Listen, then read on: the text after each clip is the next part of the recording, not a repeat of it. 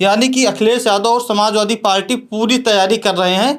लगातार अपने जो पदाधिकारी हैं, जिला अध्यक्ष हैं, महानगर अध्यक्ष ओम प्रकाश राजभर हैं, जयंत चौधरी हैं, अनुप्रिया पटेल हैं, संजय निषाद हैं, तमाम ऐसे नेता हैं, पंकज चौधरी नए नए कुर्मी समाज के हैं। अखिलेश यादव आरोप लगाते हैं कि फर्रुखाबाद के डीएम ने फर्रुखाबाद के समाजवादी पार्टी के प्रत्याशी नवल किशोर साकी को 2024 का लोकसभा चुनाव फर्जी इनकाउंटर का आरोप लगा रहे हैं कि पीडीए के लोगों का इनकाउंटर हुआ है। यानी कि पूरी तरीके से पीडीए के लोगों से जुड़ रहे हैं राम आश्रय विश्वकर्मा समाज के बड़े नेता हैं। इनको भी आदेश ये कहा गया है कि आपको पीडीए जनपंचायत के तहत मुजफ्फरनगर, शामली और सहारनपुर, जौनपुर, कन्नौज, फिरोजाबाद, मैनपुरी, कानपुर, झांसी, बुंदेलखंड के रहने वाले भी हैं, जौनपुर के सांसद हैं, इनको इस क्षेत्र में जिम्मेदारी दे दिया गया है। यूपी में 2027 की तैयारी पूरी तरीके से समाजवादी पार्टी शुरू कर चुकी है। पीछे आप पोस्टर देख रहे होंगे, अखिलेश का मिशन 2027 शुरू। यानी कि अखिलेश यादव पूरी तैयारी कर दिए हैं। तमाम ऐसी खबरें भी आ रही होंगी कि लगभग 200 से ज़्यादा सीटों पर अखिलेश यादव ने प्रत्याशी घोषित कर दिया है, प्रत्याशियों को बता दिया है कि आप तैयारी कीजिए। अखिलेश यादव का भी बयान आया था जल्दी में कि बंगाल का जो चुनाव था उसके बाद यूपी का चुनाव जो होगा ये बहुत बड़ा चुनाव होगा। यूपी का चुनाव ही तय करेगा कि देश में आगे चुनाव होंगे कि नहीं होंगे, क्योंकि बंगाल में जैसे देखने को मिला कि लोकतंत्र की कैसे हत्या हुई, लोकतंत्र कैसे खतरे में रहा। तमाम अधिकारी यूपी से भेजे गए, तमाम ऐसे जगह से भेजे गए जो सीधे गृह मंत्री यानी कि अमित शाह के संपर्क में थे, जिन्होंने चुनाव कराया। उसके बाद चुनाव जीतने के बाद उनको बहुत बढ़िया गिफ्ट मिला, मतलब बंगाल उनको ही दे दिया गया। अभी कल ही खबर आती है कि 4000 ईवीएम जलकर राख हो गए। तो ये लोकतंत्र के लिए सबसे दुखद खबर है। हालांकि ईवीएम कैसे जली कैसे नहीं जली ये प्रशासन जांच करेगा, तब पता चलेगा कि शॉर्ट सर्किट हो गया या फिर तकनीकी समस्या के कारण आग लग गया। लेकिन जो लोकतंत्र में तमाम ऐसे सवाल उठ रहे हैं कि डीएम चुनाव जिता देते हैं। अखिलेश यादव आरोप लगाते हैं कि फर्रुखाबाद के डीएम ने फर्रुखाबाद के समाजवादी पार्टी के प्रत्याशी नवल किशोर साकी को 2024 का लोकसभा चुनाव हरा दिया था। यानी कि जो आरोप लगते हैं कि डीएम चुनाव जिता रहे हैं, अधिकारी चुनाव जिता रहे हैं, उसी को लेकर अखिलेश यादव कह रहे हैं कि ये जो 2027 में यूपी का चुनाव होगा ये बहुत अहम चुनाव होगा। इसलिए अहम चुनाव होगा क्योंकि बंगाल का जो दृश्य हुआ है, बंगाल को कैसे लूटा गया है। हालांकि मैं ये नहीं कहता हूँ कि वहाँ निष्पक्ष चुनाव नहीं हुआ है, मैं किसी एजेंसी पर सवाल नहीं उठाता हूँ, लेकिन जिस तरीके से खबरें आई, जिस तरीके से तस्वीर देखने को मिली, वो पूरी तरीके से कहीं ना कहीं संदेह पैदा करती है कि चुनाव निष्पक्ष नहीं हुआ है। अखिलेश यादव का मिशन 2027 शुरू, पूरा डिटेल लेकर आए हैं। अखिलेश यादव मिशन 2027 कैसे शुरू किए हैं, किन किन नेताओं को दौड़ा रहे हैं, क्या अपने जो पदाधिकारी हैं, जो जिला अध्यक्ष हैं, जो विधानसभा अध्यक्ष हैं, उनको क्या आदेश दिया गया है, क्या कहने को कहा गया है। क्योंकि 2024 का जो चुनाव होता है तो 2024 के चुनाव में किसी को उम्मीद नहीं थी कि समाजवादी पार्टी इतना शानदार प्रदर्शन करेगी। अयोध्या में राम मंदिर बनकर तैयार हो गया था, वही अयोध्या से अवधेश प्रसाद चुनाव जीत जाते हैं। तो क्या आदेश दिए हैं, इससे पहले हम आगे बढ़ते हैं, दूसरे पृष्ठ पर चलते हैं, दूसरे पेज पर चलते हैं। समाजवादी पार्टी के समस्त जिला अध्यक्ष, महानगर अध्यक्ष, सांसद, पूर्व विधायक और एमएलसी यानी कि विधान परिषद जो सदस्य होते हैं, जिला पंचायत अध्यक्ष, यानी कि सभी जितने समाजवादी पार्टी के माननीय गण हैं, उनको आदेश किया गया है कि लोकसभा सामान्य निर्वाचन 2024 के दृष्टिगत विधानसभा वार्ड जोन सेक्टर बूथ कमेटियों का गठन किया गया था। यानी कि जो बूथ की कमेटी का गठन किया गया था, समाजवादी पार्टी ने जो गठन किया था, जो निष्क्रिय लोग हैं उनको आदेश दिया गया, जितने भी माननीय गण हैं, कि उनको हटा दीजिए। जो बाहर कमाने चले गए हैं, जो अपने ज़िंदगी में अपने लाइफ में बिजी हो गए हैं, जो निष्क्रिय हो गए हैं, उनको हटा दीजिए। क्योंकि 2027 का चुनाव का दृष्टिगत रखते हुए समाजवादी पार्टी के राष्ट्रीय अध्यक्ष अखिलेश यादव के निर्देशानुसार प्रदेश की सभी विधानसभा क्षेत्रों, जोन, सेक्टर, बूथ प्रभारी तथा बीएलए की समीक्षा कर उनका पुनर्गठन किया जाना आवश्यक हो गया है, जिसमें भाजपा की वर्तमान निरंकुश सरकार को सत्ता से उखाड़ फेंकने का कार्य किया जा सके। यानी कि अखिलेश यादव और समाजवादी पार्टी पूरी तैयारी कर रहे हैं।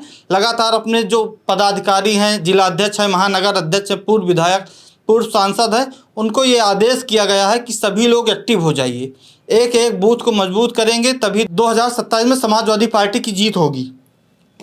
इससे आगे चलते हैं। देखिए, राम आश्रय विश्वकर्मा हैं, विश्वकर्मा समाज के बहुत बड़े नेता हैं। हालांकि 10 साल लगभग हो जाएगी समाजवादी पार्टी सत्ता में नहीं है, लेकिन राम आश्रय विश्वकर्मा अभी भी विश्वकर्मा समाज के बड़े नेता हैं। क्योंकि गाजीपुर में जो घटना होती है, निशा विश्वकर्मा का जो हत्या होती है, उसके बाद पूरे विश्वकर्मा समाज उस पर रोष तो दिखाता है। वो विश्वकर्मा परिवार जो होता है, निशा विश्वकर्मा के पिता माता जी को तमाम ऐसी धमकी भरे वीडियो आते हैं कि भारतीय जनता पार्टी के लोग बैठकर धमकी दे रहे हैं।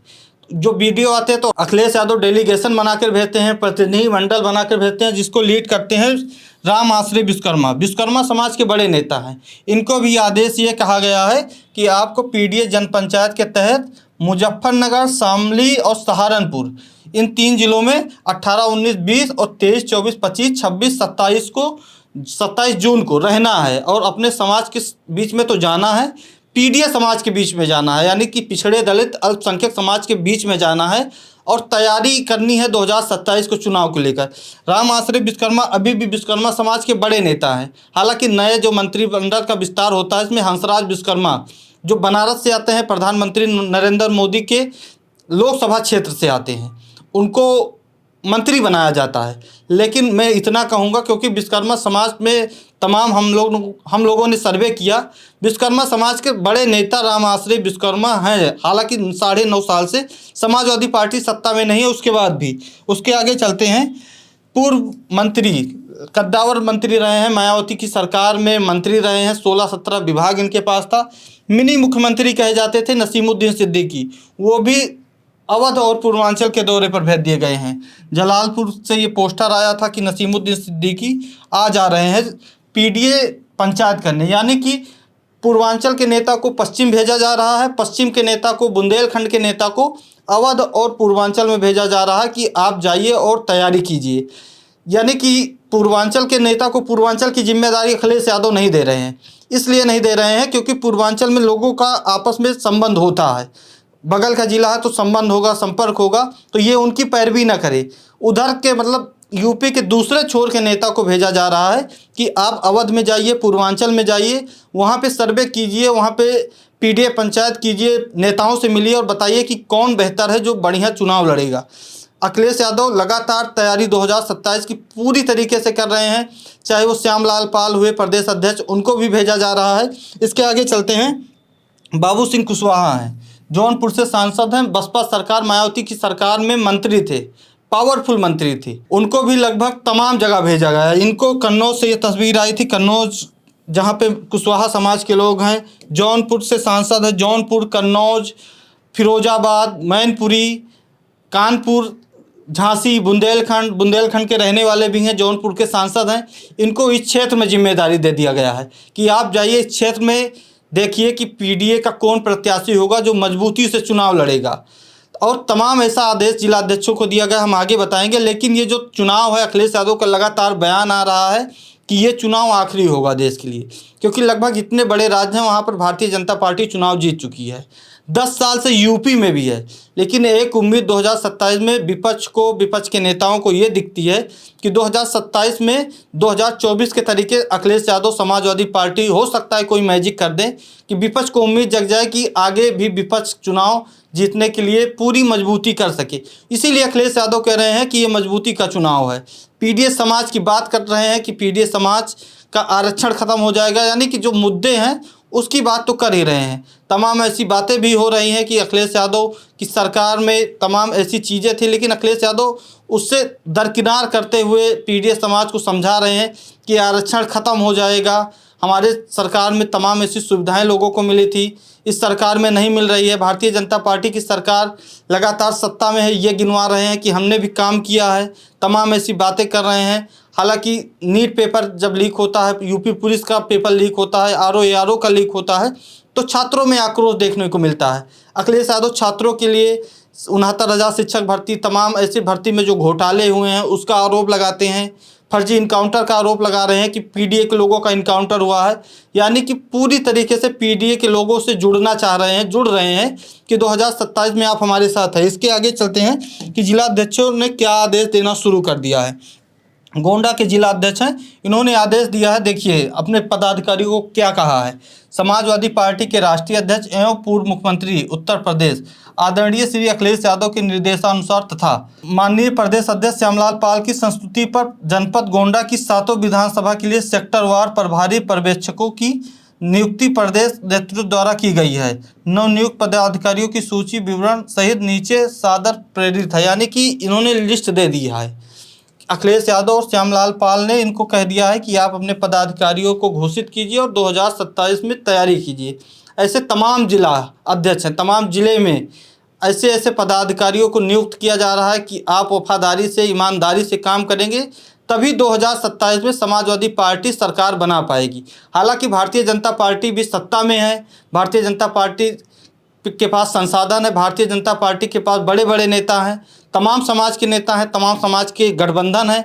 ओम प्रकाश राजभर हैं, जयंत चौधरी हैं, अनुप्रिया पटेल हैं, संजय निषाद हैं, तमाम ऐसे नेता हैं। पंकज चौधरी नए नए कुर्मी समाज के हैं, वो भी नए नए प्रदेश अध्यक्ष बनाए गए हैं।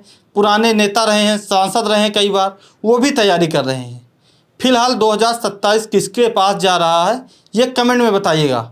जुड़े रहिए द फ्रीडम वॉइस के साथ।